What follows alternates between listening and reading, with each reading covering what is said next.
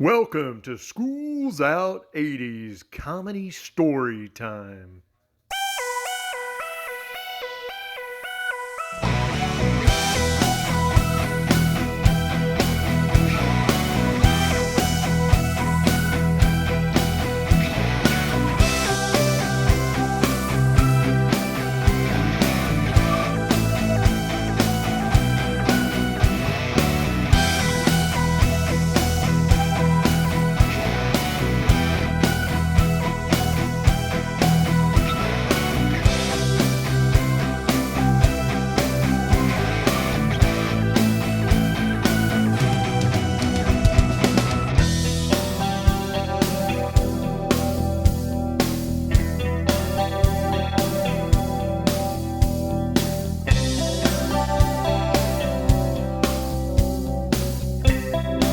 Hey, everybody. Welcome to another episode of School's Out 80s Comedy Storytime.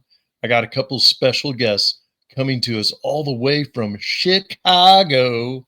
Alex Corona and Jamie Birks. Say hello to everybody at School's Out 80s. Hey, everybody. So glad to be here. Thank you so much for having us here, John. Oh, absolutely, man. Just to hear your Chicago accent is going to make my whole week.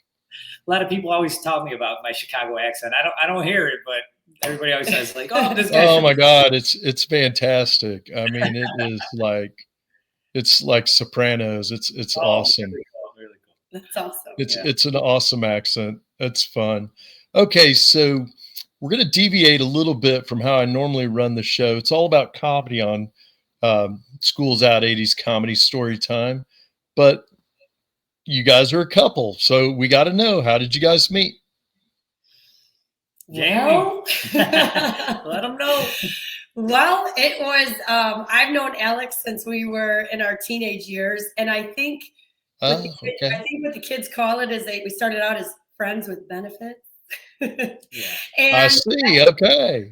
to be very, very honest. And then we actually, we connected in our early 20s, and that's when we actually became a couple, and we started living together. And at that time, I had just recently got a real estate license, and then the market crashed. And Alex is the one who the question was, how did we meet? We were friends, like I said, in the same town, and so I'll tell you how we met. Okay, there you go. So Jamie was friends with one of my girlfriends, and I threw a big Halloween party at her friend's house, and Jamie was a manager at Blockbuster at the time. You remember Blockbuster, right? And yeah. So she was the manager of Blockbuster. She did inventory. That ages me. Blockbuster Video. That ages me. So yeah, we had a big party at her house, and I knew Jamie. I went to grade school with her, but I didn't know Jamie. So she shows up to the party at like 5 a.m. after she had to do inventory for Blockbuster. And, and we used to go to this club that didn't even open until 5 a.m. It was called it was an after hours club, and they were open from like 5 a.m. to 10 a.m. And I was heading there, and I was like, "Hey, Jamie, you want to come with? We're going to this club." And I think you came, right? You know what? I think it was a different night, but I'm just like, let you go with it. Okay. At any rate, Alex ended up getting my phone number, and the rest was history. Yeah. Okay, so you guys knew each other as teenagers, but then when you got in your early 20s, you reunited? Yeah. Well, we were like, we knew each other, but when we, were about 20 years old, we started to be friends with benefits. Okay. All right. Well, you know what? That's awesome. We're still friends with benefits. We're not married, so yeah, we're still friends with benefits. Okay. Hey, you know what? All good. Yeah. So that's so any funny stories can you think of? Like, you guys went to grade school together. Any funny stories from grade school? Well, I wouldn't really say we were in school together. Okay. I didn't do a whole lot. Didn't know if you ever saw any kids eat glue or chew on crayons. Yeah, he did a little schooling in his earlier years. He does more schooling now than he did when he was young. Yeah. Regrets, that would be definitely one. Is I wish I would have stayed in school. I wish I would have learned. I wish I was already there. I might as well, got some benefit out of it. I was too cool for school at the time, and now I regret it. And now, like Jamie said, I live a learning-based living. I crave knowledge. Now it's Yeah, now Well, it's all good. It's all good. But like when you guys were in grade school, because you had to go to grade school, right? absolutely. Yeah. Oh yes. Yeah. Did you ever see any kids eat crayons or so, sometimes they eat glue or one of the kids will put glue in somebody's hair. That's always fun. Yeah, I think I saw some kid dared some other kid to lick the bottom of a kid's shoe. Okay, all right. Or shit on the bottom of it. Who knows? Who knows? All right. Hey, all good, all good. I've seen that. That was odd. But so that was funny. I think that my funniest memories with you, Alex, wouldn't even go until like the birth of my second child, when I almost literally had this baby on the beach. That would probably be my first one. Can you recall anything? Oh my gosh, really? I'll tell you a quick story yes. about when I was a kid. This kid, pretty annoying kid in class, I still remember. And one of the, I guess would say, one of the kids that was fed up put some gum in his hair. So he was like, dude, I'm so sick of this kid. He literally put gum in his hair. And the next day, we were laughing about it. We're like, oh, I wonder, they're gonna cut it. They're gonna have to cut his hair off. There's no way like he's gonna show up to school and he's gonna be bald. Sure. He came to school. They just cut out the piece where the gum was at, and he literally had like a bald spot the whole rest of the year. They never even cut it out. Oh my gosh! Yeah. Shaved off.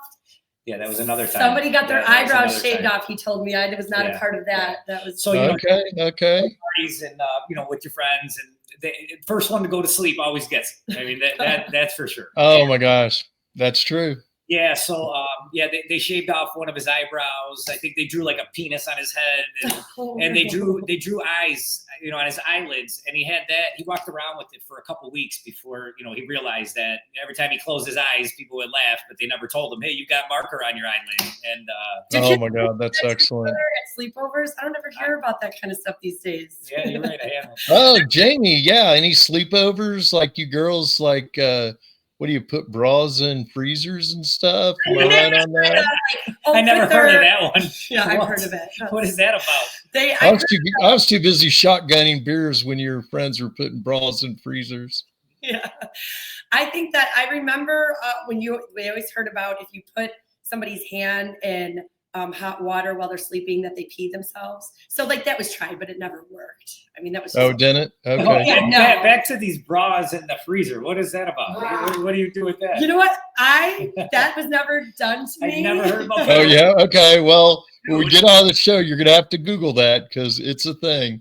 Yeah. Wow. So what? You put it on frozen or like what is this?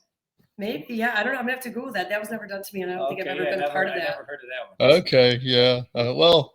I never got to have a female sleepover. Unfortunately, I tried to get, my parents I couldn't get the buy-in. Yeah.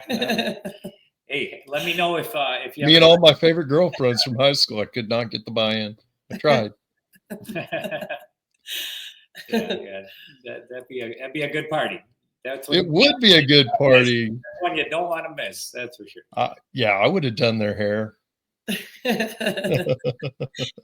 Trooper, be a trooper. Okay, so I'll tell you guys a grade school story of mine. So I think I was like maybe in 6th grade. When girls are just starting to wear bras. I think that's like 5th and 6th grade. I'm thinking, I don't know. Well, anyway, I'm kind of an artist, and so I took out my ballpoint pen, and this girl was like a good friend of mine, and I was sitting behind her in the little chairs or whatever, and I took out my ballpoint pen. And I outlined her bra on her white shirt. Do you think her mom was real happy about that? Oh, yeah, no. Yeah, call it boredom, ADD, ADHD. I don't know. I don't even know how I got away with it. I never got in trouble, though. I mean, I think she just put on a sweater after that. What's that?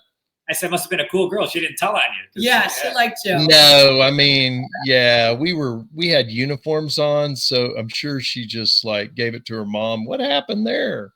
Yeah, I don't know, but I had kind of forgotten about that. But yeah, I was a bit mischievous when I was younger. Get away with what you can get away with, right? Mm-hmm. Yeah. Stay in the gray area. Absolutely. Okay, so this is a question I love to ask.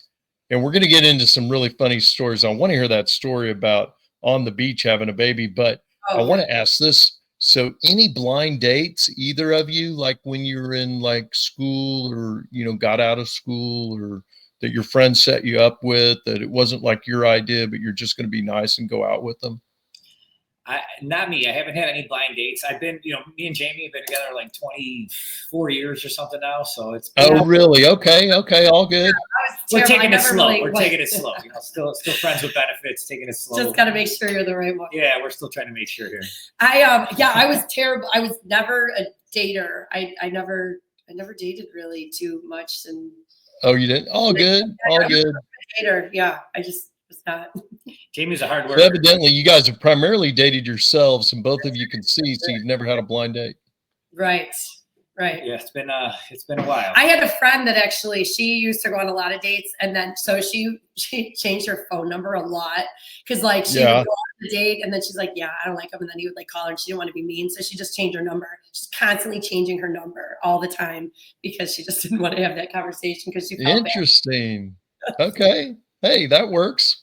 You know what? Okay. So you got to hear the story about having the baby on the beach. Okay, so I didn't actually have him on the beach, but I thought that was that may have happened. It was as close as it was very close. No one told me, to make a very long story short, nobody told me that your second child comes out faster.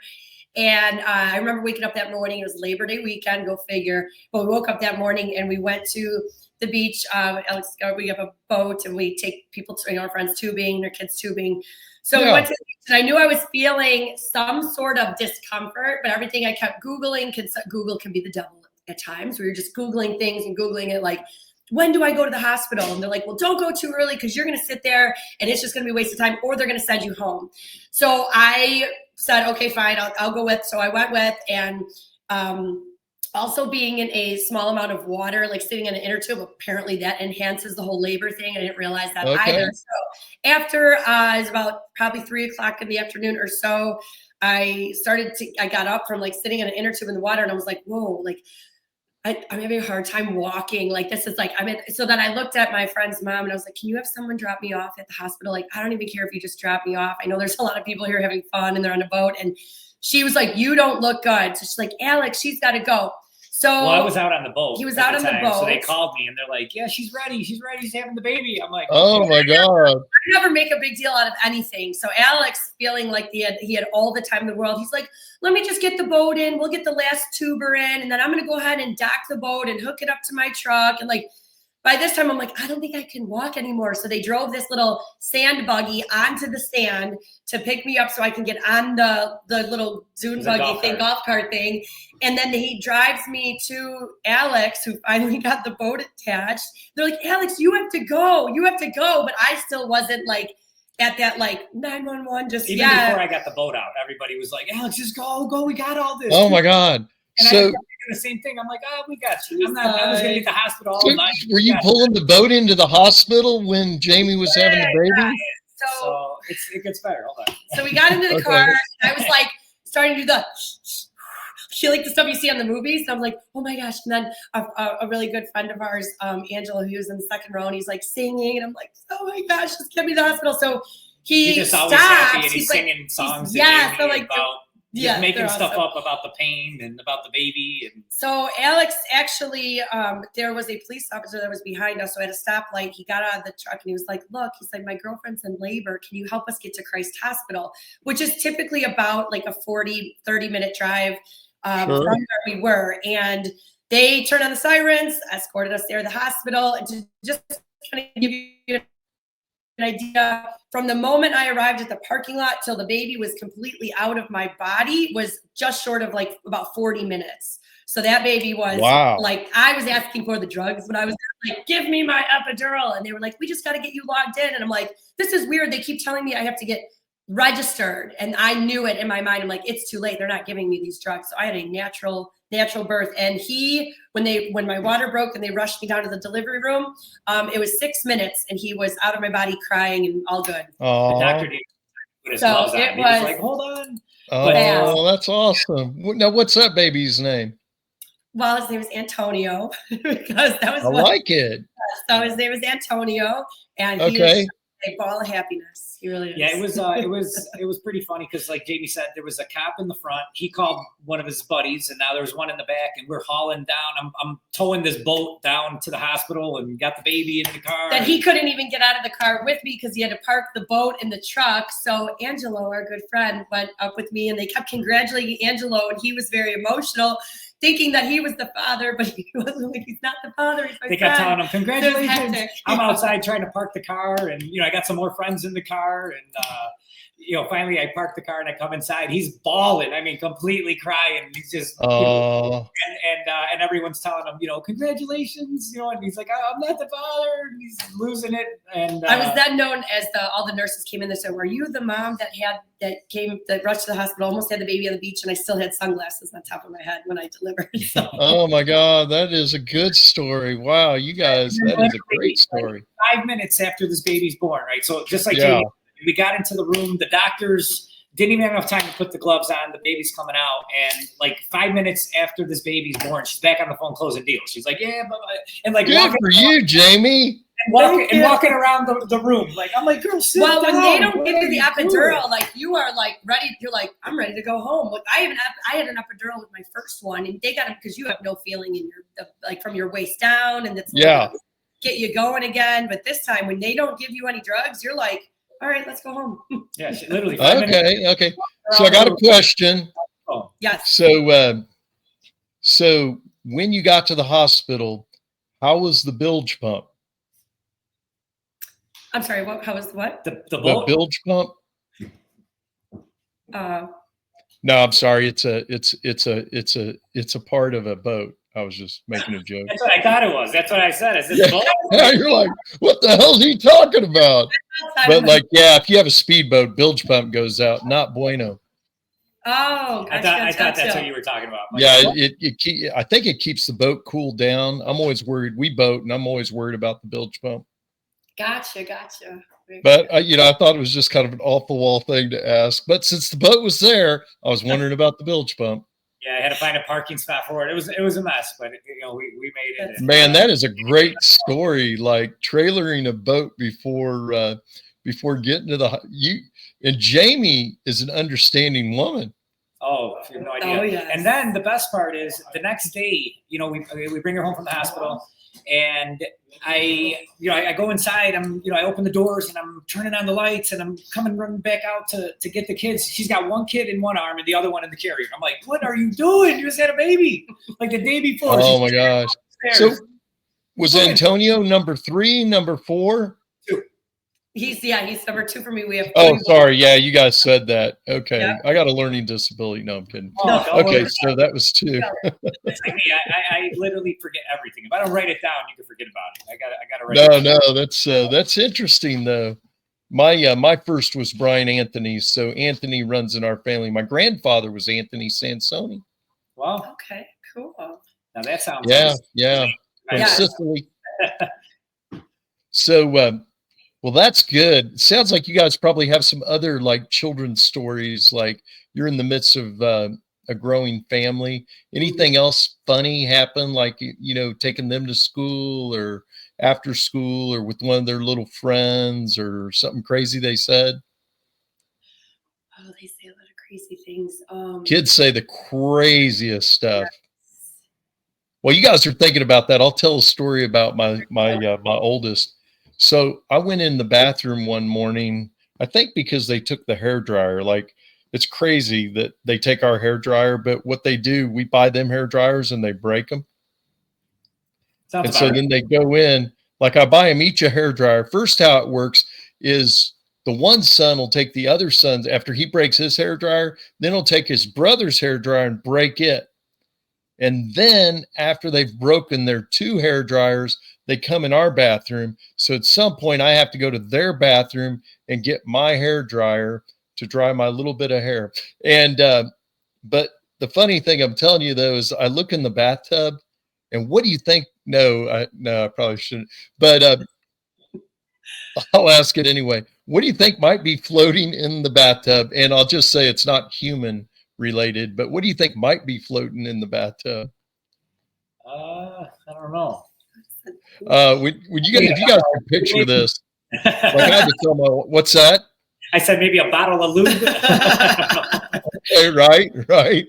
No, literally a white bowl with milk in it and cereal and a spoon. Oh my goodness. My guy was taking a bath with a bowl floating in there, having his breakfast. Didn't finish his breakfast and left the bowl of cereal to float. Talk about habit stacking. That's how you do it. You know, that's how you get it done. Yeah, I mean, just you don't have time to eat, so I'll take a bath and eat it the same. I was just like, God, it was funny. I grabbed my wife and said, "You got to see this." I mean, stuff that happens in our family. Hey, so cute. That's good. It's wild. See right there. Kind of wild. Any of their little friends come over and say anything inappropriate? Yeah, Alex coached baseball for a very long time, so okay, he still coaches baseball. Yes. Yeah. But with the older one, you get the. I think maybe they just think we're cool parents or something like that, and then we're not their moms, so they would drop the F-bombs here and there. So I got a kid. Yeah, he I'm driving. I pick him up. We called it the I got an Escalade and they called it the Escabang bus. They always used to call it, and then I'd be driving around and picking them all up. And we picked this kid up, and he gets into the back seat, and literally I start to drive away, and he's like, he's screaming, F, as loud as he can, and over and over. And I'm like, holy, like, what happened? Did I run somebody over? Like, are you okay? So I turned around, and I'm like, his name was Matthew. I'm like, Matthew, what happened? And he's like, oh man, coach. He's like, I've been holding that in for a couple of weeks. He's like, oh, I had to get it out. He's like, my mom doesn't let me swear. I was like, holy cow, like. And then the worst part is, you got Tourette's syndrome in the back of your Escalade. You have no idea. But then the one of the other kids, and then that mom is like, oh, I can't believe you would say that. My little Johnny never swears, and I'm thinking to myself, like, he's the worst one. Like, of course I don't tell him. That's funny. This kid's the worst one. All he does is swear. Like, but I'll never I almost crashed the car. I was like, what happened? Yeah. My goodness. That's good. I like that. I can relate. I was a Boy Scout leader for 7 years.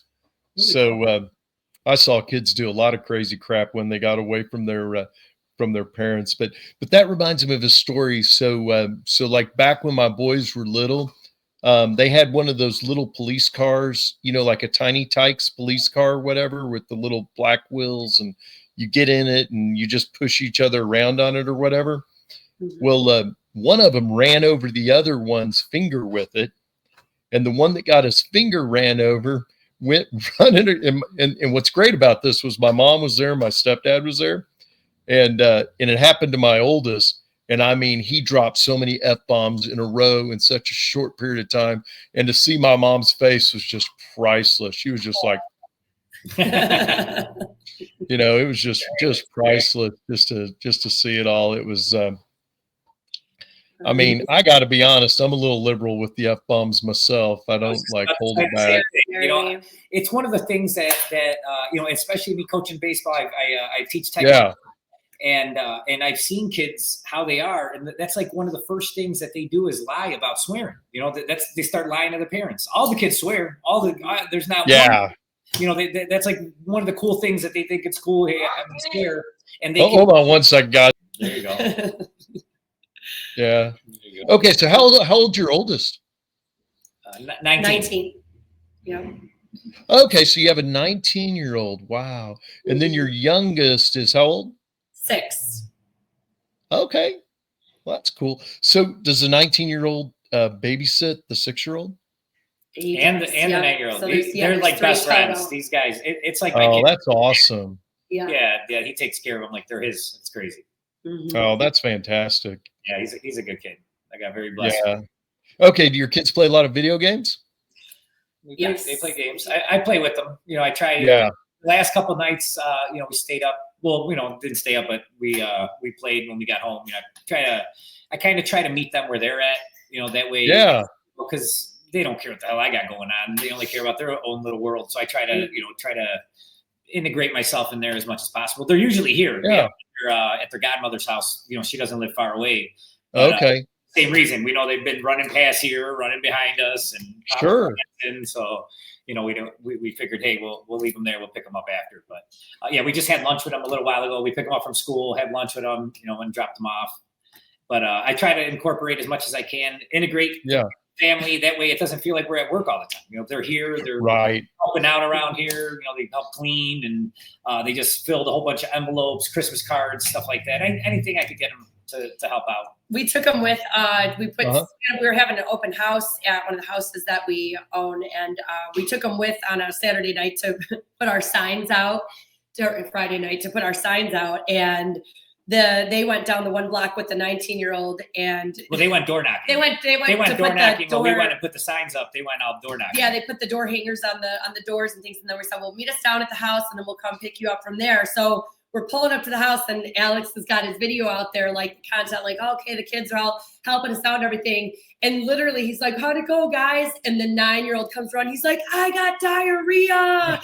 And he's got it on Facebook. Like, oh my gosh. We're like, so we just start laughing. I don't think I thought you were live. No. Oh my God, that is fun. So how old's the little guy that had diarrhea?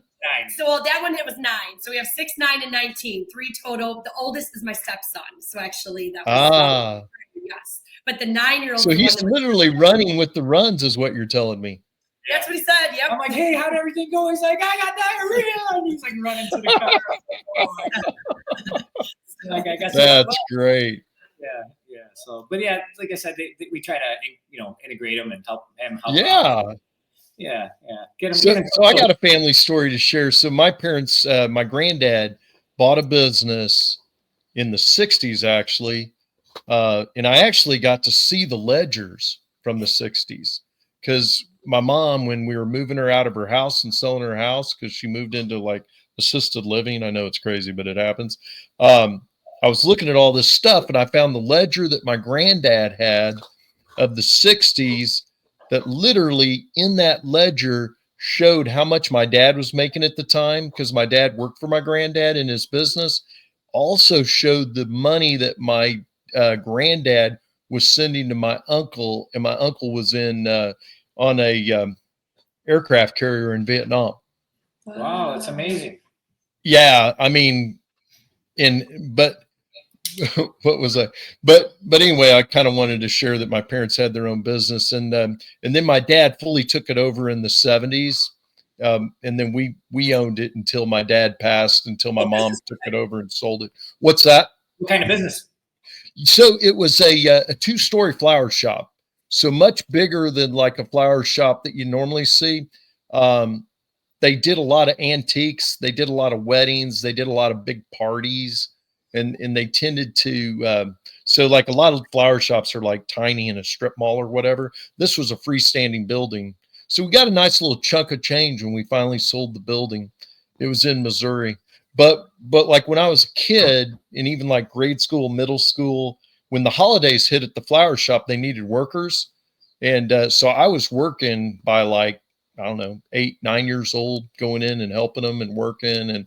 And then, even at a really young age, we didn't have like a modern statement system. And so people that charged without a credit card, we sent bills out. And so we had like a system where the whole family sat around the dining room table, and we took all the bills, and we had like, you know, this is a copy of the bill that we're sending to somebody. It wasn't elaborate. And then we mailed them all out, you know, and we had to like fold them all and stamp them all, and we did bulk mail because my dad wanted to save money, but we did that kind of stuff as a family, like every single month. Like we did constantly stuff as a family for the business. And like when I was a kid, we hardly ever ate out unless we were working, and then they would bring food in and we would eat at the business or whatever. So that's kind of how I grew up. But just because like you guys own your own business, and evidently, you know, your family's really involved in the business. So I was just sharing that because I can relate. But with the statement thing, I got to tell you about my brother. So my brother did not do well in like school. He had health issues, and he missed a lot. So he really had a hard time like passing school. But when he got older and he went into business with my dad, he could not only tell you everybody that owed us money, he could tell you their exact address down to the zip code of anybody that owned us. Even if it was $50, my brother could tell you, Wow. Sue Smith, she lives at blah, blah, blah, blah, blah. She owes us $50.28 and hasn't paid for 3 months. Like, he had a photographic memory of people that owed us money. That's how you do it. Most people know the stats of the players. That's the real stats you need to learn. Who owes I you? know. It was so impressive. Like, that's awesome. Yeah. I mean, I always got a kick out of that. We a joke around here as well, because she remembers every address. That's how she is. It's like, oh, you could tell her a client's name and she's like, oh, I'm like, dude, you're sick. Like, something's wrong with you. Okay, so Jamie, you remember addresses real well? Yeah. Mm-hmm. Yes, that's cool. Yes. Well, that helps in real estate, I'm thinking. It does. It does. Yeah. I don't remember any of them. I'm like, I barely could get home to my own house, let alone somebody else's. I'm driving around. Yeah. Everybody knows you get in the car with me, you will be turning around at least once. I mean, I pass it up. I'm thinking too much. It's too much going on all the time. And I'm just like, oh, I'll drive right past it. They're like, yeah, I'm like, oh, it's like my theme song. Right. It's like all good. All good. All day. Just turning Well, that's my wife. She remembers crazy dates, like, when it happened. But I can remember what we ate. Like, I can't remember like what year it was. She could tell you, oh yeah, I think that was like May of 2015. You remember, blah, blah, blah, blah, blah. And I'm like, well, where were we? And she's like, well, we went to such and such and so and so. And I'm like, yeah, and I had chicken cordon bleu and asparagus. Like, like my information is invaluable. Yeah, that's amazing. I have to write it down. I'll forget. I gotta write it down. I gotta have my whole team remind me on top of it, because I will. Oh, you know what? It's all good, Alex. All good. I have no idea. Yeah, my head should be fried to a crisp. Well, you guys do a lot of juggling over there. So I got to ask, like, back in the day, as you guys were dating, did you guys ever go to a concert in Chicago together? Go any concerts? Maybe a B-Bash or something? We went to we're a group, not just one person at a concert, like a group of people together. I don't remember. We for a long time, we didn't do too much of anything but just work. It was years. I mean, we didn't go on vacation for 10, 11, maybe 15 years. I don't even know, but it was a lot. Okay. Hey, man, I respect that. But now it's it's a blessing. We're able to pick up and go and time out of town, weeks at a time. Last month we were gone more than half the month, so it's a blessing. We had to put the work in to get to this point. Absolutely, you did. Yeah. I mean, that's how we were when I was a Boy Scout leader. See, every year the Boy Scouts have gone downhill, but when I was doing it, it was like really good, and we would have to go to scout camp, and scout camp would be like in Colorado or in New Mexico, and I made my wife a leader, and so she would come with us, really like cool. For the whole week at the Boy Scout camp. She was like a junior leader, and they saw it all as I'm getting involved in their life, and I saw it all as a very inexpensive vacation. Like the whole family were getting to go to college, and I was a leader, so they paid my way, and they also paid me they paid my miles. And so not only did I go for free for the week, but I also they paid my gas mileage to get there. So yeah, I definitely know about sacrifice. We've kind of been the same road. They'd always ask me for something, and I'd always be like, yeah, I don't think so. I'm paying the house off. And we're not doing club this and club that and club that and club that. What we are going to do, we did all the sports stuff, but we didn't. Oh, which brings up a good item to ask. Any of the kids, have any funny events with either their soccer or baseball or anything that you guys can recall? Ooh, baseball. I guess got to be something. Anybody get hit in the face with the baseball not paying attention? Oh, that's happened plenty of times. Yeah, I think so. I mean, we were very, I'm a very aggressive baseball coach. I like it. I have my guys just run like crazy. I mean, you get on base, we're stealing every pitch. We're gonna score on you you just let me get a guy up there. Awesome. I actually got kicked out of a game for scoring too many points. So oh, that's stupid. It was, and it would happen constantly where the other team would literally walk off the field. So oh my gosh. Yeah, it would be like the second inning and we'd be winning like 30-2. And yeah, they just, my kids are having a blast. And yeah, I got kicked out of a game because we were, like I said, the umpire literally came up to me. He's like, if you guys score any more points, I'm kicking you out. And I was like, my kids, I'm not even telling them anything. They're like on autopilot. And it's funny because Alex is not the kind of coach that's like, come on, you should have gotten that. Like he's so positive. Yep. Like yeah, so positive and just so happy and just like good for you, Alex. I think he got kicked out because the other people were just like too competitive. They get my house is the hangout. I put them all up in limo buses. I coach. It's just like I didn't have time to go anywhere because I coach 4 different teams. So my son was on 4 different teams: in-house, travel, fall ball, and all stars. Wow, that's awesome. I would coach from like February to November. I mean, it was literally like 7 days a week. If we didn't have a game, we practiced, and I would go to work, go to practice, go back to work. So I mean, so that's why I didn't really have too much time to do anything else, but it was awesome. Like these kids are, I bet. And like I was saying, my house was the hangout, and I remember one night, they would have literally sleepovers, 20 plus kids sleeping in my house. I have a pool. I mean, man, and I'm trying to go to sleep, and all I hear is ring, ring, ring, ring. One of the kids' alarms on their cell phone, and I'm like, oh, that's frustrating. What's your phone? Nothing, and his phone just ring, ring, ring. I don't know. It's like 6 a.m. These kids have been later. Ring, ring, ring. I finally get up. I'm like, where is this phone? I'm like, I find the phone. I open up the back door and I chuck this thing right out the back, and it lands. And literally there was a mystery of who threw this phone into the pool for like years until just like maybe a couple of years ago. And the best part is everyone's still friends. They still hang out together. And I broke the news. So I was like, whatever happened to that phone? I was like, that was me, man. You guys had this thing ringing. I told the story and they were all laughing. I like it. That's a good story. It was you the whole time. Like we thought it was him and we blamed him. Like, oh my God. That's a good story.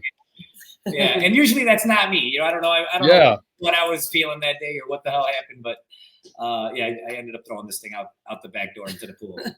That's a good story. Just like a hockey puck, huh? Right into the pool. I love it. It's crazy. I didn't think of throwing it into the pool. It's where it landed. I was like, oh man. Next thing you know, it's cool. But yeah, that's good. I'll tell you, that happens all the time here. Like, I'll be waking up on a Saturday and just kind of grooving out and cooling out and doing my thing. And my son, he'll not be in his bedroom, the one that still lives at the house. He'll be downstairs, sleeping on the couch. And I'll hear this, like you're saying, he has an alarm set. And it's so frustrating. I'll just scream at him, turn that off. It's just like that's the worst. 6:30 in the morning or whatever. You're trying to just have a nice cup of coffee. Nobody's up. And then you got this stupid alarm going on. I get it. Mm-hmm. I definitely get it. I was thinking of as you were telling your pool story about throwing the cell phone in the pool, a story happened. So when I was a kid, my next door neighbor, who was a doctor, had a really nice swimming pool. And so I volunteered to do all the chemicals in his swimming pool so that I could swim in it whenever I wanted. Well, so me and some buddies were like, hey, can we, maybe have a few people over? And he had one of those real big portable stereos, like in the 80s, mid 80s, early 90s, like the big boombox. And his was nice, like big old speakers or whatever. And we're all hanging out, drinking beer, enjoying ourselves. And he's a doctor, so he's at the hospital, working a late shift. But here's the thing. It started raining and we were dumb teenagers. And we left his boombox out there, and it just got drenched with rain, and none of us had any money. I mean, I had a grass cutting business. My other friend, we're worked at like a factory part-time. Like everybody had like real like low income jobs. Like we were not going to be able to pay for this dude's stereo anytime soon. Plus it would have cut into our beer budget. And, but anyway, so I wake up that morning, and you ever wake up and you wake up in the morning and it just hits you, you did something incredibly stupid. Like as you're going to bed, you didn't think about it, but as you get like, it's like, it just hit you. Like I laid up in bed and I just thought, oh crap, I left that stereo at the pool last night. It poured down rain like all night, thunder, lightning. And so I went and I got it. I took it to my parents' bathroom. I turned on the hair dryer, and for the next like 3 hours, I just had the hair dryer in the back. I didn't turn it on. I just started drying it out. Did it work? It did work for a little while. It worked long enough to like get it back there, but at some point it gave up the ghost. But it did like, yeah. Yeah, kind of like that cell phone. I bet that cell phone didn't ever work again. No, that was it. That was it. For sure. Yeah. Man. I didn't feel as bad because the kid was like, you know what? He's like, I needed a new phone. It was cracked. It was it. So I'm like, okay, cool. I don't feel as bad, but it did feel good finally getting it off my chest when they were all there. I was like, you know what? Let me oh yeah. Yeah. You know, when families get together and you have friends and stuff like that, there's going to be like little mishaps happen. Yeah. It's gonna, and they're funny. Like another one I think about is I remember like my mom bought me this new jacket. I was in like high school or whatever. I was so proud of this jacket. And I went over to my buddy's Tim's house and I left it there, you know, just kind of like I left the stereo outside. I just forgot it. I left it. My mom's like, hey, where's your jacket? I'm like, I think I left it at Tim's house. He'll hear this and he'll be like, John, don't be telling stories about me. And so, you know, back in the day, you get on the phone and you call up, hey, I left a jacket over at your house. Did you guys see it? No, we didn't see it. And I kid you not, this is a true story. 3 years later, about 3 years later, I was over at his house and I looked in the closet and there was my jacket. What? Like in his closet. But like I was this like lanky, skinny kid with like not big arms or anything. And his dad was like Mr. Popeye, right? You know, like Popeye the Sailor Man, great big muscular arms or whatever. Mm-hmm. And so I got my jacket back, but man, was it jacked up. Like, you know, yeah. Yeah. You think it like a members only jacket with like the elastic sleeves. Oh yeah, no, it was more like a curtain on me after that man had worn it, you know. So it happens. Yeah, that's funny. Yeah, just this weekend we were over. Yeah, my mom called me Saturday. She's like, Alex, we're gonna have some tamales tomorrow. You know, why don't you stop by? You know, I figured my brothers were gonna be there. Yeah. My one of my brother's kids is not doing good, and then my other brother, his kid was sick too, so they ended up not coming.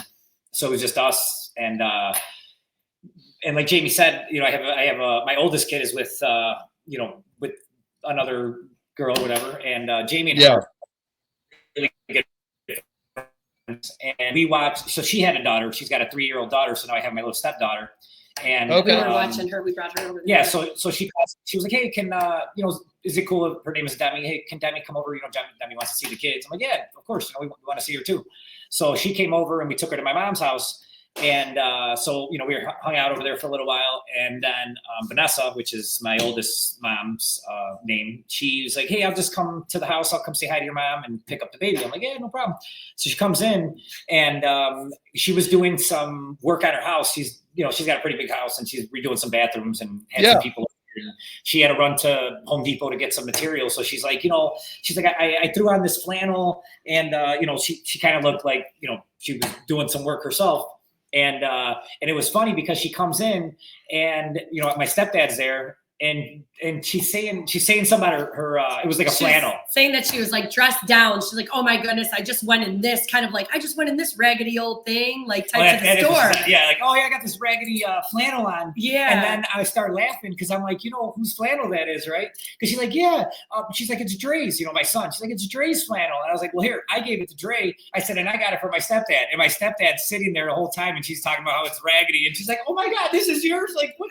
So she's like, man, it's like laughing. 4 down, hand-me-down thing. Like, you know, we all start laughing. She's like, oh my God, I could have died. And we all start laughing. And then she's like, oh my gosh. She's like, I'm so comfortable. I'm like, yes. And you don't look raggedy at all, you know? Yeah, that's good. Yeah. Like, oh God, I'm so embarrassed. I can't believe it's his. Like, and I said that. And so we like, it's okay. I'm like, he doesn't want it. That's why I gave it to me. And you know, I gave it to him. And now you're wearing it. It's like, note to self, if you get clothes from somebody, don't call them raggedy in front of them when you wear them. Not a good idea, right? Not a good idea. No. Sounds like she was sporting the Nirvana vibe. Yes. Yeah, that's kind of like what it was. Yeah, yes, for the grunge look. Yep. Yes. Yeah, nothing wrong with the grunge look. I don't really know too many labels, but I do remember that because that was when I was growing up. So yep. I do remember. Yep. I remember that as well. Well, hey guys, this is the time of the show where you guys get to promote your amazing real estate business, and this is a time where I'm just quiet and let you guys say everything you want to tell everybody about your business. Go ahead, Jane. Well, we are Corona Realty Group, also known as Corona Homes Team under eXp Realty. Alex and I have ran a real estate company for a decade now. Can't believe it. You can find us. This December 4th will be 10 years. We're super excited. Just south of Chicago. We're Chi-Town. Yeah, we got events. You know, every month we have an event for the community, and you know, this month we got pictures with Santa. We got a really cool Santa. He actually does. He's Santa Claus at the White House. So I mean, that's how good this guy does. He actually gets really. Yes. So he's Santa Claus for the White House. So he'll be here. Wow. You know, we're allowing people to bring their pets. You know, I don't care what they got. They can bring a horse if they got one, and we're going to set it up, take cool pictures with the family. We got letters going out from Santa to the kids. So any kids that want to register, or parents that want to register the kids, and you know, we'll get them a really cool letter. Really looks like it comes from the North Pole. And next month we have an event called the Taste of Blue Island. That's going to be on our 10-year anniversary. We have it every single year. We opened up our office on that date because there's a big, huge community event. There's a light parade. There's all this stuff for Christmas time. And it's always on the first Saturday of every December, like the first Saturday in December. So we have a big event. We're going to have, right now we got 22 restaurants registered to be here. We buy food from all the restaurants in town. They're all from the same town. And that way we can help promote them, help them grow, help get them out there as well. Because we really specialize in helping the community, helping individuals and businesses grow. And when I show up to these businesses to ask them, like, or, you know, to let them know, like, hey, you know, it's that time of the year again. This is the 7th annual one that we've done in a row. So this is the 7th year. And, you know, when they see me coming, they already know, you know, I'm going to be buying some food. I sit down and meet with them. And I also give them some game on how to, you know, help their business. And I also, you know, have different packages for them that I could help them out with. I'm like, here, if you guys need some help with some stuff, because, you know, we're here to help. I have a marketing team, and I get pointers on how to get their business out there. You know, some of these restaurants, they don't even have pictures of their food. You know, something as simple as that. You know, people want to go online and see, like, you know, what does their restaurant look like? We do free 3D virtual tours for the restaurants, free drone videos for the restaurants, businesses. It doesn't matter. We want to help, like, businesses grow. That stuff costs me money, but I don't care. I want to do it for my heart. To show them, and most importantly, they see our marketing online. They see how we built our machine.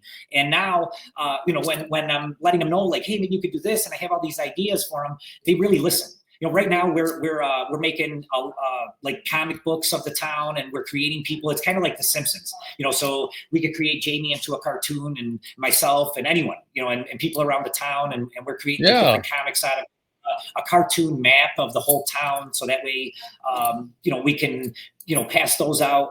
And we're really community driven. We want to help as much as we can. We want to help the community network with each other. So that's why these events are not just for our clients. They're for everyone. I don't care. You could bring the dog. We literally have dog bones for the animals. Like we want everybody to be a part of this. I hope someone brings their horse. Yeah, I really.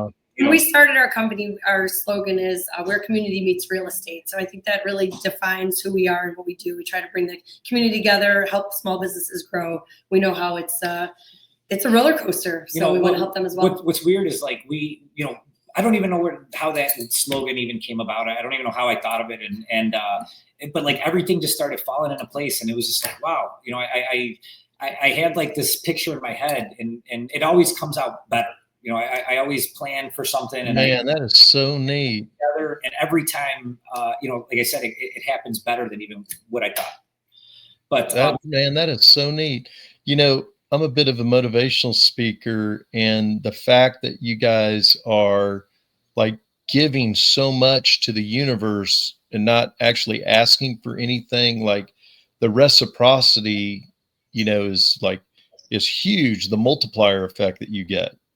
Like, you have no idea. I feel it every day. God is so good. Yeah, man, that is awesome. My heart's full, and he's always coming through for me, and you couldn't be more right. It's all about just giving and not expecting anything in return. And before you know it, I was just at a restaurant a little while ago, and and I tell my guys, it's all about building those relationships, and instead of going through the drive-through, go inside these places, meet some people. You never know who's going to be in there.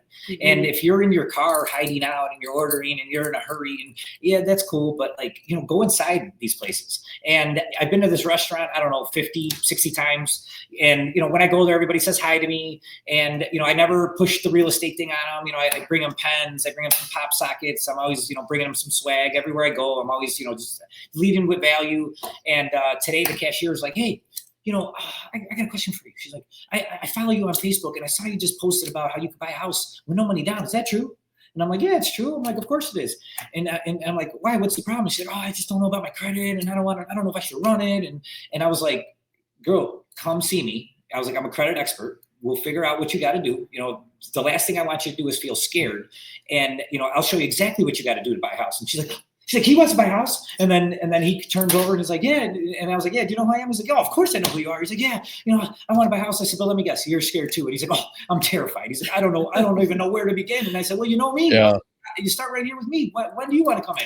So I set an appointment with him. And then as soon as I do that, he turns around and he looks at the kitchen, and like 8 guys are like looking out of the kitchen. And I'm like, let me guess. Oh, you guys want to know how to buy a house. And they're like, I'm like, okay, well, here, I could come back here, when you guys are off work, and I can do a little love it. Guys to, get you guys schooled on how to buy a house. I'm like, all right, yeah.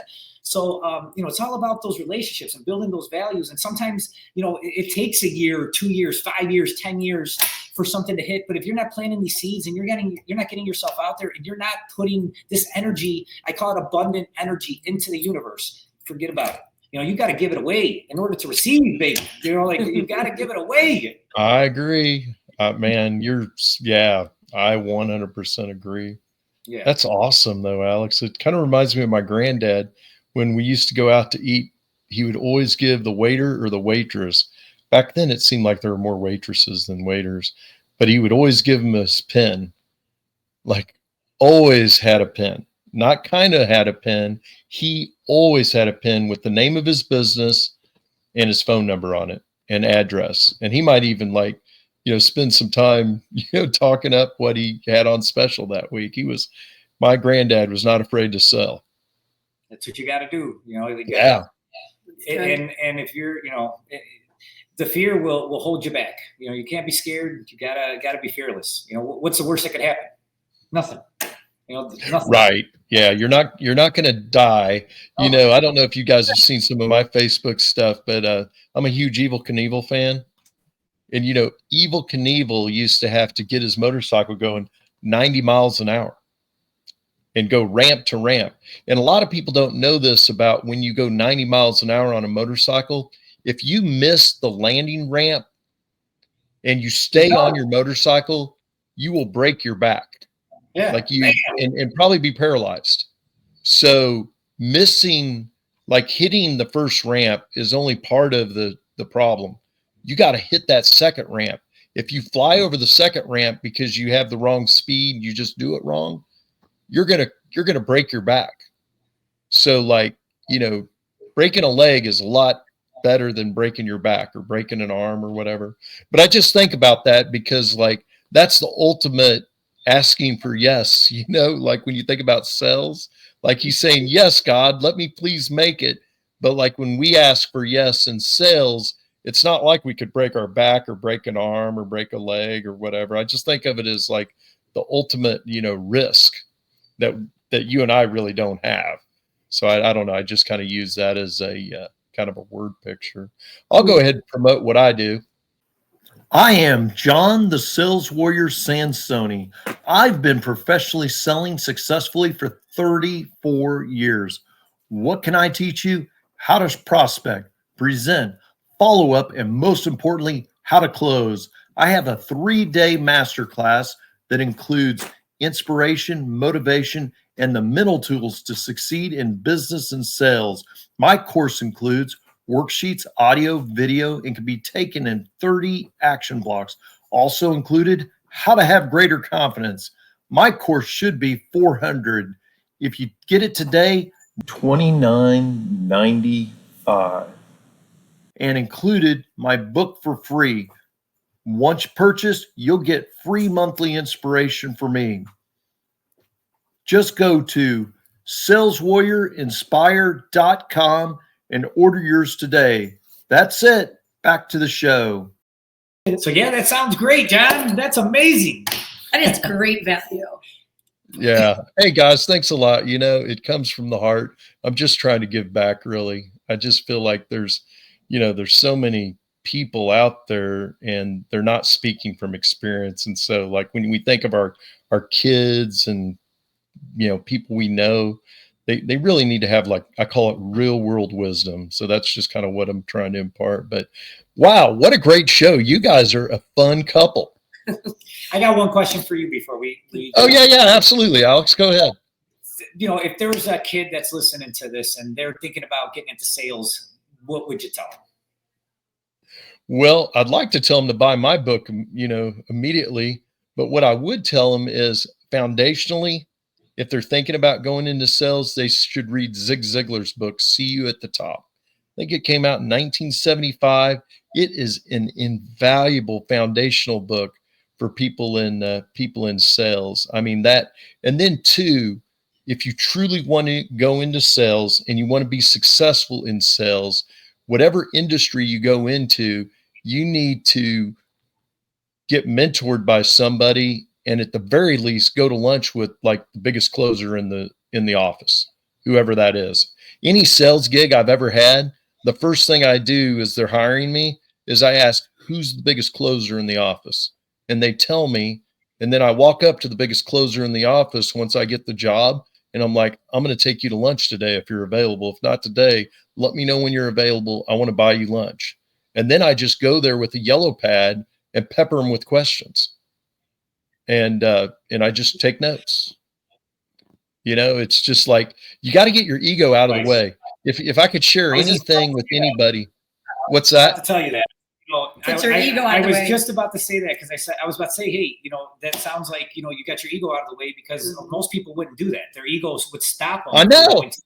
Closer and ask them, hey, I'm a little vulnerable here. Can I get some help? They'd rather, I know everything. Or, that's the most dangerous thing ever to me, is when somebody doesn't seek out information or training or think they know everything. It's like, man, all I want to do is keep growing and learning. To me, it's like, you're not growing, you're dying inside. You're just like, you gotta be, you gotta want information.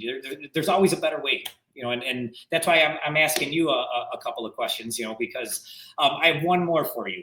So, oh yeah, go ahead, Alex. I wanted to get somebody to read, right? Because I read every day, and to me, it's like that's something like so like basic to me. It's like, yeah, you read. Who doesn't read? But guess what? Nobody does. How do I get somebody to pick up a damn book and actually want to read? Like, how do I do that? Okay, so in order for somebody to do something, they have to it has to link to being positive for them. Like, they have to see it as being positive. Like, for me, reading's always been like taking a break from sales. Like, I don't think of it as like sale. Like, I love to read, so it's not hard for me to read at all. But I love it. Like, Like, I get mad. I got to go. I'm like, ah. Oh yeah. Like, at some point tonight, I'll be reading again. I mean, I'm reading a book right now, and I read a lot of biographies. I've read over 100 biographies. I don't know how many documentaries. Like, if we got into it, I could tell you the most obscure information about all the famous people you can think of. Like, I know it because I've been in sales for 34 years, and you just cannot sit there and think about your deals day in and day out. You need something that like balances you. Something else you're interested in. And when you and what you find out as you like further your education of the world, and I'm not talking like education like geometry and geology. I'm saying like education of like people and their lives and real historical events that have happened. And when you deepen your knowledge of this stuff, it makes you more interesting to your prospects and your clients. You can talk about in length about things that are, important to them that have nothing at all to do with business. But your question for me was, how do you get somebody, you got to link it to something positive. Like they got to see it as, being positive. And start out with like a little goal. Like you want somebody to read. So you say, okay, read 10 minutes a day. I'm not asking you to read 30 minutes a day. It's like sales. You got to minimize it, right? I'm not asking you to spend $1 million with me today. I'm not asking you to spend $500,000 a day. I just want you to spend $100,000. Doesn't that sound fair? You know what I'm saying? Like, oh, well, 100,000 doesn't sound bad. Yeah, I'll get started with that. Yeah, it's more reasonable. Yeah, it sounds much more reasonable. Oh, but yeah, what you got to do is you just got to get them to link that activity with something positive. And I don't know what that is. Sometimes what you got to do is the person has to learn to reward themselves. I'm trying to teach that like to people I coach and in my sales training. Like I do that a lot for myself. Like here's an example. Like I'm in a pretty stressful business day in and day out, kind of like you guys are. And at some point I go and get a professional massage. At some point I hit the gym. At some point I get on the lake and get in my kayak or my motorboat and go relax. Like at some point I'm always giving myself like something to look forward to. Like, something fun. Maybe my wife and I on a Wednesday night are going to watch our favorite show together at 8 o'clock or whatever. Like you got to constantly give yourself something to look forward to. So the question is, how do you get somebody to read? Well, you start out small. So let's just, all of us just read 10 minutes a day out of John's book.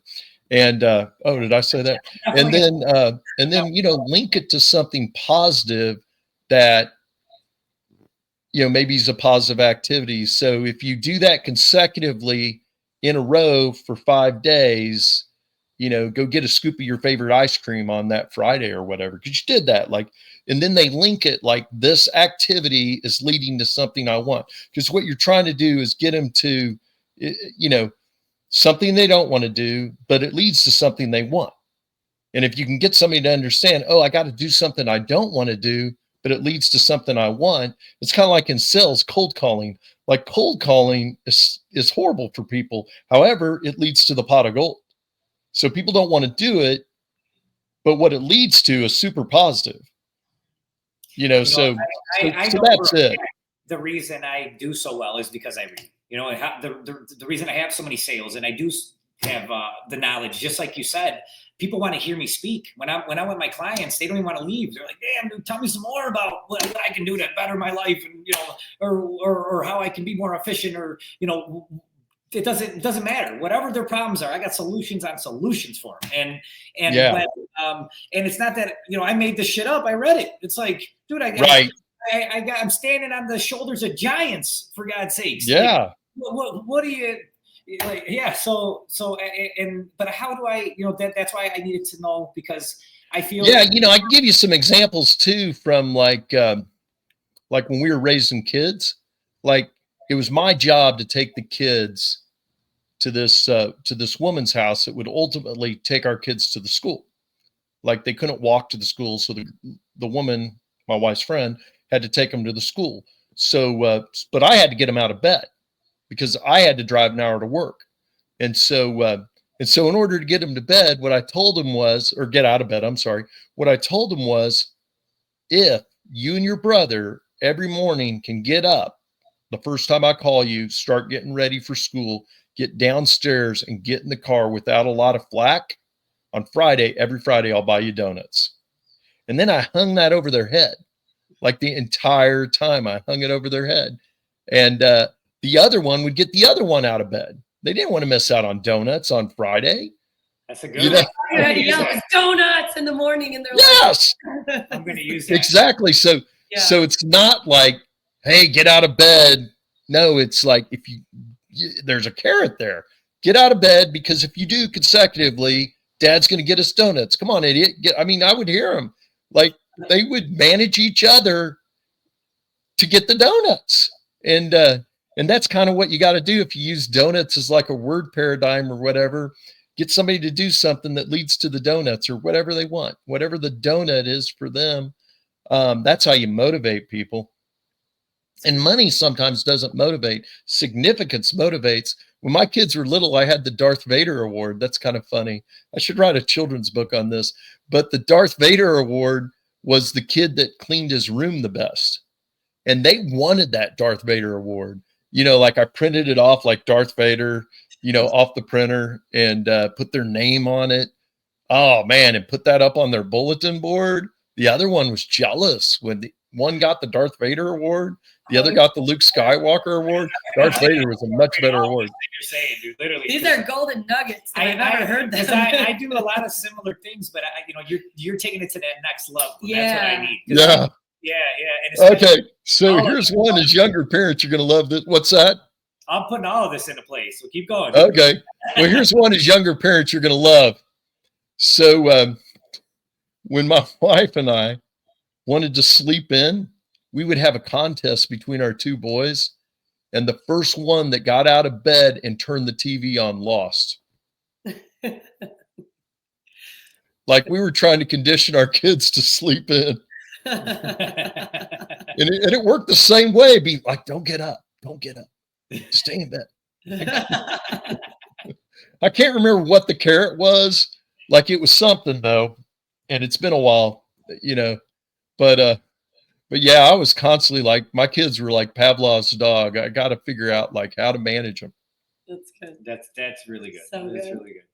Because I know I'm kind of on the same thing. You know, I want to make sure, you know, I manage them and yeah. And the good thing about them, they work together. They're in tandem. Sounds like you got good age group too, to like have them manage themselves. They're definitely old enough. They're ready to go. You know? Yeah. All these that's things awesome. Yeah. I can't wait to just hear create an going, award. Come on, Antonio. We're gonna do the Yoda one. They really like Yodas. Yeah. Oh, there you go. Yeah. I'm gonna make a. You know, I can't remember. I read it in some book, and it said that people will do much more for significance than they will for monetary gain. Yes, You're absolutely And right. you see it all the time. Do what? I do it every day. I don't need it. I'm like, but it gives me energy. You know, you stay in that production quadrant. Yeah, it doesn't make me any money, but it gives me, you know, and eventually, you know, business will come. But absolutely, a lot of things I do don't make a damn thing. They actually cost me money. So yeah. Well, you know, your employee that you make like employee of the month or whatever, because they close so many houses. I mean, that person, when they get with their significant other, they are feeling like on top of the world. You know, if they got a commission check for $100,000, that's not much different than $10,000. Like when you start getting large amounts of money, or, you know, money is money is money. I mean, it's like, yeah. At some point, it means no different to them. Like the person, you know, making $500K a year and the person making 120. Yeah, they're driving different cars, living in different houses. But like when they get with their spouse, they don't put two and two together. But when they're salesperson of the month, are you kidding me? Or of the quarter or whatever, that's significance. And then their spouse looks at them, or their significant other looks at them like, you're really doing good in your job. Mm-hmm.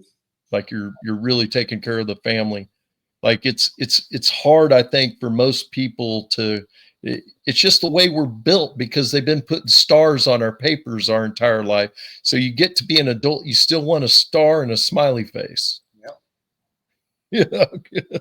Getting back to the schools out. Yeah.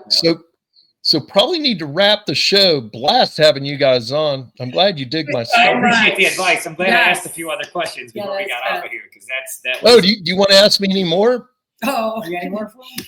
no, I mean, those are amazing. Okay. Well, hey, I'd encourage you guys to buy my course for yourself and for your for the people that work for you, because you guys could get together and dissect my stuff together, and it takes all the stress off of you guys. Like, it's not coming from you, it's coming from me. And I just think it's so much more powerful. Like when I get with a sales manager and they like tell me something to do, the first thing I think to myself, and not necessarily you, Alex, I'm just saying me as a sales guy, is the first thing I say to myself is, you've never done my job, dude. Like, not even for, for 3 years, and I've been doing it for 34 years, and you're trying to tell me how to do my job.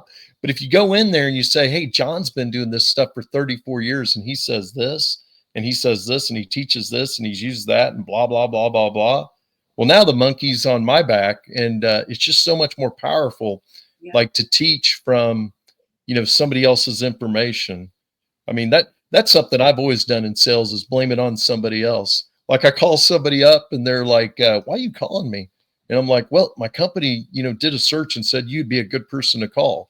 Really? Why'd your company think that? Yes, I blame it on my company. In real estate deals, I feel like it's always easier to negotiate as a third party. Yes. Always. So that's amazing advice. I love it. For sure. Yeah, because it takes all that personal, stress or whatever off, blah, blah, blah. And using the bandwagon theory, like, everybody's doing it. It was, really good in the 1800s and it still works today. Like, oh yeah, well, we've been talking to other people that are looking for houses with no money down right now. In fact, our phone's been ringing off the wall with that. I'm glad we had a little bit of time today that we could, scoot you in so we could have a little bit of time to talk about it. Because I don't know how much extra time I'm going to have. Things are really getting busy. Sales warrior. I hear it. I'm telling you, that's how you do it. So good. Yeah, it's all good. All right. Well, hey guys, great having you on. Another awesome episode. This was the Thanksgiving episode of Schools Out 80s Comedy Storytime, 4 years running. Happy Thanksgiving. Happy holidays. Yeah. Happy Thanksgiving, Alex and Jamie. So awesome to have you on. Probably going to have you guys back, and you'll probably have even more fun stories from your business life and your family life to share with everybody. So go ahead again, Alex and Jamie, say goodbye to everybody at Schools Out 80s. Bye, guys. Thanks, John, for having us. Awesome. And John, awesome. Yeah. And John, the sales warrior from Dallas, Texas. Cheers, everybody.